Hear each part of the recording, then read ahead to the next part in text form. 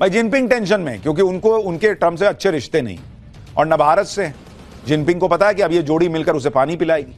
Trump तो वो नेता हैं जिन्होंने अपने पिछले कार्यकाल में ही चीन के खिलाफ ट्रेड वॉर शुरू कर दिया था। चीन से आयात होने वाले सामानों पर भारी कस्टम ड्यूटी लगा दी थी। इससे अमेरिका में चीन का सामान बिकना मुश्किल हो गया था। चुनावी अभियान में ट्रंप चीन के सामान पर 60% टैरिफ लगाने की बात ऑलरेडी कह चुके हैं, जबकि अन्य देशों पर यह टैरिफ 10% तक रहता है। चीन के नुकसान का सीधा फायदा भारत की कंपनियों को होगा। दूसरी बात, ट्रंप सत्ता में आए तो वो टेक कंपनियों और सप्लाई चेन से जुड़ी कंपनियों को चीन से दूर कर सकते हैं। ऐसी कंपनियां चीन से दूसरे देशों में शिफ्ट हो सकती हैं जो ऑलरेडी कई हो रही हैं और वो भारत आ सकती हैं। भारत का फायदा हो सकता है, जैसे कई कंपनियां ऑलरेडी भारत आ रही हैं। यानी ट्रंप का आना भारत के लिए अच्छी खबर है। अर्थव्यवस्था के मोर्चे पर चीन पहले ही जूझ रहा है।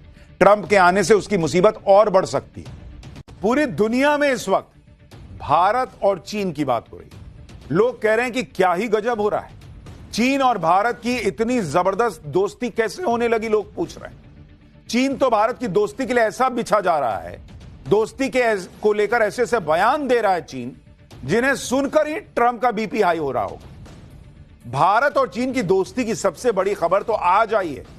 खबर यह है कि भारत और चीन के बीच बॉर्डर पर व्यापार शुरू हो सकता है। एलएसी पर टेंशन के बाद यह व्यापार ठप हो गया था। अब 5 साल बाद इसके फिर से तेजी पकड़ने की संभावना है।